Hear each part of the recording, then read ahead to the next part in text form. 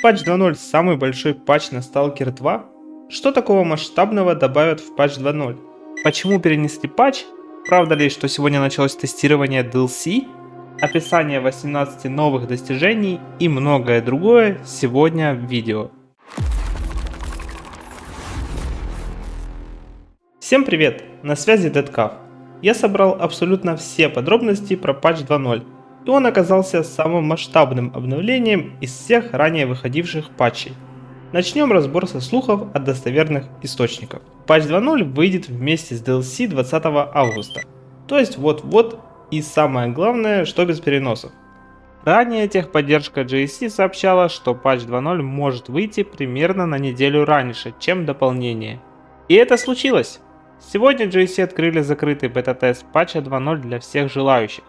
Я оставил заявку, конечно, будет интересно залететь и потестить патч, но думаю, что стрим или видос до 20 августа не разрешат организовать.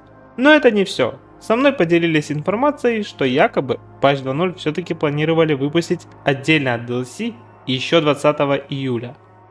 Источнику можно верить. И тогда сразу назревает встречный вопрос. Почему не выпустили? Однозначного ответа нет. Можно сказать, что наложилось несколько причин. Первая и, пожалуй, основная. Вылезло достаточное количество багов и ошибок. И вторая причина, GSC решили избежать каких-либо сливов, дополнения из внутриигровых файлов после выхода патча. А спойлеров там не просто немало. Там буквально черным по белому расписан весь сюжет дополнения и продемонстрированы новые локации. Все равно нам осталось ждать совсем недолго, какую-то неделю. Тем более, повторюсь, переноса не будет. Критические баги разработчики поправили и уже передали ключи для теста DLC доверенным контент-мейкерам, таким как Infernis, GameWithDave и Ватиславович, и новостным изданиям по типу IGN, чтобы те успели написать ревью. Это довольно частая практика, так было и во время релиза основной игры. Но есть и ложка дегтя. В самом DLC хватает багов. Если одни источники уверяют, что патч 2.0 работает стабильно, то про DLC так сказать нельзя. Преждевременно не сгорайте, потому что это всего лишь слухи. Что по графике? Обновлению движка и той самой оптимизации. Глобальное обновление будет бесплатным для всех и включит в себя долгожданное обновление движка. Благодаря этому мы получим улучшенные тени, отражение, освещение и Volumetric Lighting, которые имитируют то, как солнечный или лунный свет красиво пробивается сквозь туман, дым, листву, деревьев и облака, становясь видимым в пространстве за счет рассеяния света. Очень хорошо это заметно в этом фрагменте трейлера. Но опять-таки, из долей сожаления, аппаратного люмена не будет. Игра продолжит поддерживать только программный люмен. Зато подтвердились теории. Разработчики значительно переработали растительность. Теперь интересно, что будет делать мододел Грешный со своим модом на растительность, который по сей день спасает ситуацию по всей зонушке. Дальность прорисовки, лоды и даже дальность прорисовки теней увеличили. Теперь тень от дерева видна даже на расстоянии 150 метров, хотя раньше пропадала уже после 50. Главный вопрос, который мучает большинство фанатов, это оптимизация. Ее подвезут, не сомневайтесь. Один из комьюнити-менеджеров прямо заявил, что над оптимизацией неплохо поработали и надеется, что мы заметим разницу. И да, по слухам, оптимизацию и вправду подтянули. Переходим к вкусностям. Новое оружие, обвесы, тепловизоры и бинокли. Тестирование патча все еще продолжается. Мой коллега по ютубу GameWithDave утверждает, что патч добавит несколько видов оружия, и GSC значительно улучшит оптимизацию и A-Life. Если все оружие мы разберем чуть позже, то по A-Life смею предположить, что сам патч никаких глобальных изменений не принесет. Их стоит ждать только в DLC. А DLC стоит денежек, поэтому рекомендую купить вам Ultimate издание игры. Напомню, что ранее в игровых файлах находили упоминания о войне группировок с пометкой DLC 1. Насчет, кстати, самих слов Дэйва. В том видосе он говорил, что те, кто играл на средних, может перейти на ультра. Но в последних своих видосах он эту информацию уже опроверг. Получается какой-то диссонанс. Поэтому предлагаю вам присоединиться в мой телеграм-канал, в котором мы проведем обширный опрос, чтобы выяснить, насколько же увеличилась производительность. Вернемся к оружию. Нам уже известно, что в игру добавят самозарядную винтовку СКС-30, у которой игровое название будет СКП. Добавят украинский пистолет-пулемет Ford 230, немецкую автоматическую винтовку ХКГ-3,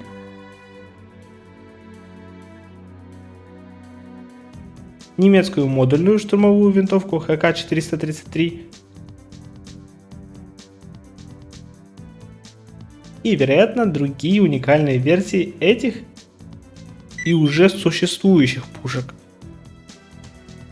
Например, появится уникальная свободовская версия Харода, свободовский ХК-433 и СКП генерала Точенко. Уникальный вариант дробовика М860 Кракер с глушителем может даже вернуть пулемет РПД, который был на релизе на прилавке Сыча и по сей день лежит в файлах игры, как раньше лежала Мосинка. Но, что точно не появится и не стоит ждать, так это уникальную версию обреза из трейлера Come to Me. Благодаря техподдержке стало известно, что эта моделька должна была стать основной моделькой обреза. Но спустя время у разработчиков поменялось видение к финальной версии игры. Уверен, что к новому оружию подкинут новых обвесов, увеличенные магазины, прицелы и глушители. Также в ближайшем будущем мы можем ожидать появления новой модификации для крепления на оружие у техников и нового вида обвесов – тактического фонарика. Ранее в файлах игры удавалось найти звуки включения и выключения тактического фонарика. Файлы лежат в папке Weapon Attachments, так что категория относится к обвесам оружия. Там же лежат звуки включения и либо отключения лазера, смены увеличения зума в прицеливании, а также переключения яркости или режима подсветки точки прицела в коллиматорных и голографических прицелах. И чуть не забыл про тепловизионный прицел, или проще говоря, тепловизор. В ладе игры можно заметить заготовку для него. Это возможно узнать, если в спавнере заспавнить себе в инвентарь все прицелы и внимательно их рассмотреть. Тем не менее, надеть и использовать его возможности не было.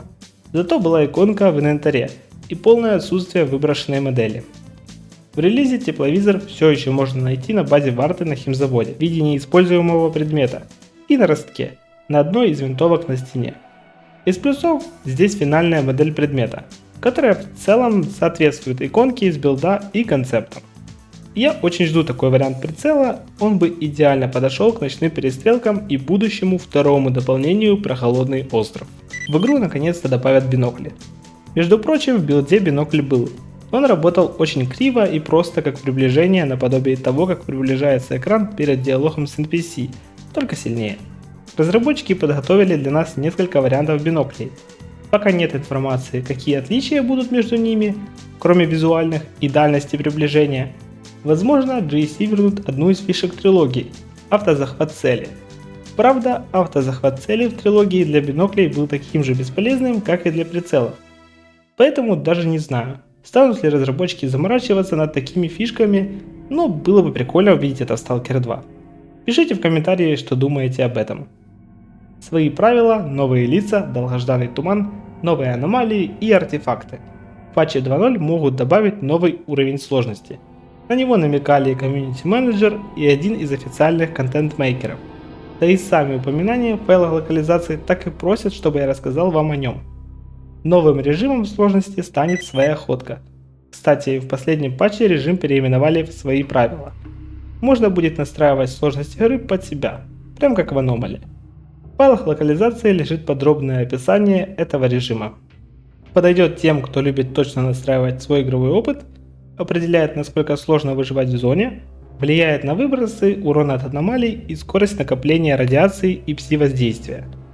Определяет, насколько сложно сражаться с людьми, влияет на их меткость, реакцию и тактику в бою.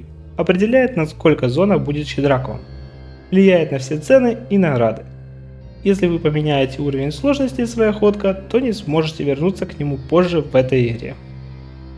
Лица некоторых персонажей переработают. В DLC появятся новые персонажи, а может даже вернуться и старые из трилогии. GSC официально подтвердили, что у генерала Воронина будет рескин на внешность украинского актера Алексея Горбунова. Воронина Крутейший. Спасибо опять молодежи за то, что взяли в сталкер, в этот, как бы, знаешь, деда, блядь, опять в это, в молодежное движение, в цифровые технологии ебучие. Я ж ламповой сборки, а меня, видишь, молодежь просвещает и берет меня в эти, блядь, свои в цифровое новое. Так что глянь, сталкер, угомонись, блядь. Также затронули внешность лидера свободы Миклухи. Новый цикл погоды и самый долгожданный – туман. Он уже есть в игре в регионе Мертвой долины. И сам туман можно активировать через консоль на других локациях.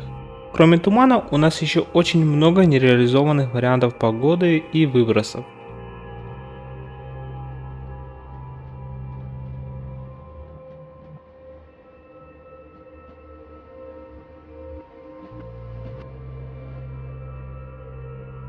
Новые анимации и радиозоны.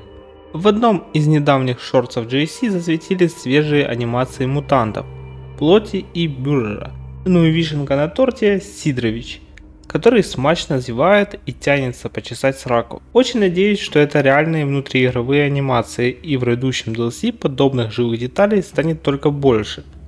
Главное, чтобы эти сценки не оказались банальной постановкой исключительно ради видео. Кроме того, в ролике засветилась новая актриса озвучки. Видео начинается с довольно специфического радиовещания, и тут возникает резонный вопрос. Это просто разовая тестовая озвучка для промо, или в зоне действительно появится своеобразное новостное радио? Добавят ли новые квесты, локации и регионы в патче 2.0 бесплатно? Вероятно, регионы ЧС и Железный лес не будут доступны вам, если вы не приобрели DLC. Но остальные локации, как дамба в Горелом лесу, будут доступны для исследования, но без какого-либо контента, потому что та же дамба – это строго сюжетная локация DLC. Насчет появления в патче новых квестов сложно сказать. В файлах игры находили тестовые квесты, которые, возможно, никогда не появятся в игре, но именно насчет новых, полноценных, второстепенных квестов я уверен, что они все станут частью DLC. Что по новым аномалиям и артефактам? Как минимум 6 новых аномалий и 2 новых артефакта нам показали. Одна новая аномалия на ЧС возле разрушенных генераторов, какие-то вспышки света или ноосферы. Может, эта аномалия будет даже архианомалией, так как стала заменой билдовской архианомалии паучьей лапы. Вторая аномалия – это аномальное поле со множеством лампочек. Судя по детектору, там мы сможем найти какой-то артефакт, а значит, это не архианомалия, поскольку архиартефакты не отображаются на детекторах. Третья и четвертая аномалия в Железном лесу. В этом регионе может находиться несколько неизвестных электрических аномалий, да и сам регион, судя по описанию из артбука, может быть сплошной аномалией. А какую шестую аномалию нам добавят, пишите в комментарии. Оставлю вам подсказку. Нам ее показывали в зимнем тизере ЧС. Новый артефакт – измененные часы. Это измененный предмет, который к тому же может оказаться новым архиартефактом. Вторым новым артефактом, так еще и квестовым, станет артефакт Flickering Flare, то есть светящаяся вспышка. Примерно такой же артефакт, но уже просто вспышка Flare, изрели нам на лимитированном красном энергетике нон-стоп. Пока неизвестно, один и тот же артефакт это, потому что название похоже, а дизайн нет. 18 новых достижений появится в DLC. Кому-то снова придется выбивать платину. Внимание, жирные спойлеры. Дальше я буду детально разбирать слитые названия новых достижений и делиться своими предположениями, как именно их можно будет получить. Если вы боитесь испортить себе впечатление от сюжета грядущего DLC, смело перематывайте видео по тайм-коду на экране. Первое достижение – Роща. Попасть в Железный лес. Второе достижение – Соглашение. Договор между Зулусом и Мавкой, то есть между долгом и свободой. Третье достижение – Наука. Попасть в разрушенный нечас на нижние уровни архива под фермой артефактов. Четвертое – Покинуть пузырь. Покинуть Лиманск, выбраться из пространственной аномалии. Пятое достижение – Старые легенды. Встретить старую легенду зоны, предположительно это может быть Лукаш или Чехов. Шестое достижение – Сторона Мавки. Выбрать сторону Мавки в конфликте. Седьмое достижение – Сторона Зулуса. Это встать на сторону Зулуса. Восьмое достижение – это Мозговой штурм. Штурм X16. Девятое достижение – это босс арены. Стать чемпионом арены, скорее всего. И 10-е достижение – лидер железной дороги. Захватить подземный комплекс с монорельсом. Вероятно, надо будет захватить и удержать за выбранную сторону конфликта монорельс. Дом, милый дом, я без понятия. Лагерь долга, попасть в лагерь долга на ЧС. И лагерь свободы, 13-е достижение, попасть в лагерь свободы на ЧС. 14-е достижение, единственный истинный долг. Скорее всего, концовка за долг. 15-е достижение, цена истинной свободы, концовка за свободу. 16-е достижение, сборщик, собрать какое-то устройство или коллекцию чего-либо. 17-е достижение, охотник за сердцами, собрать какие-то артефакты или части мутантов. Сомневаюсь, что тут имеется в виду романтическая линия Зуса и Мавки.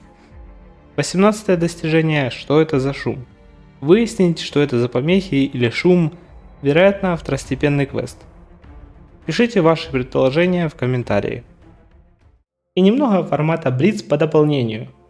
Владельцы Ultimate издания получат 2 сюжетных расширения, а также любые будущие DLC. Приступить к прохождению сюжетного дополнения можно будет почти буквально сразу после малой зоны, а именно после сюжетной миссии на свалке «Ответы стоят дорого» и до достижения точки невозврата в основном сюжете. Все ваши прошлые сохранения будут работать. Насчет этого можете не переживать. Но скорее всего, чтобы игра полностью хорошо работала у вас, ее надо будет полностью переустановить и обязательно удалить все моды. По хорошему делу даже все остаточные файлы после них. Разработчики поделятся деталями о точном времени релиза дополнения позже. Пока в Steam стоит заглушка на 16:00 по Киеву. Отвечаю на вопрос по поводу НИИ час.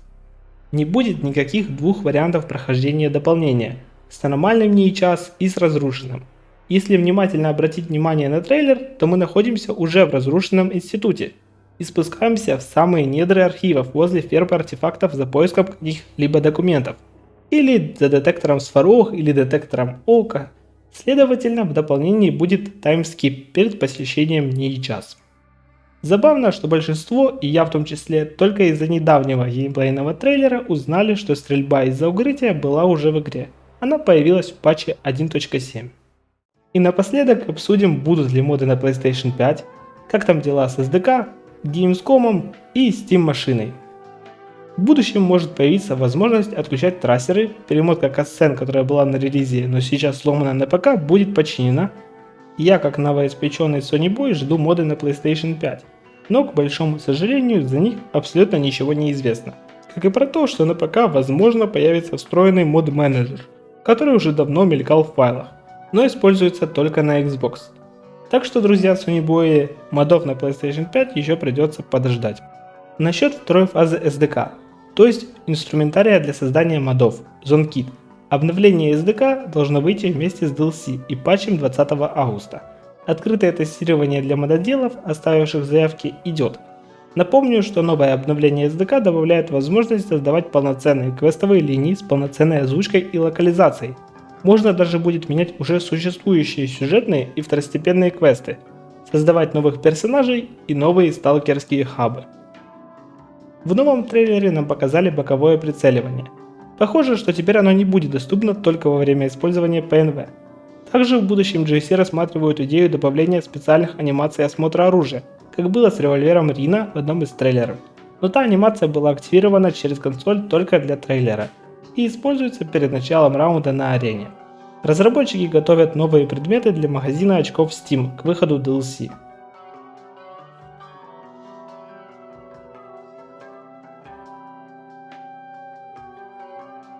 Как и всегда, GSC Game World снова заявлена участниками украинского павильона на Gamescom 2026. Возможно, разработчики приготовят нам крупные анонсы будущих проектов или поделятся планами следующих обновлений на Stalker 2. Многие фанаты ждут дорожную карту и мультиплеер. Stalker 2 успешно прошел тесты совместимости со Steam машин. Ну а на сегодня это все. Обязательно напишите в комментариях, что думаете по поводу переноса патча и какой элемент обновления вас порадовал больше всего. Ставьте лайки, подписывайтесь на канал и прожимайте колокольчик, чтобы ничего не пропустить. На связи был Дэдкаф. Всем удачи, хорошего хабра и до встречи в новом видео.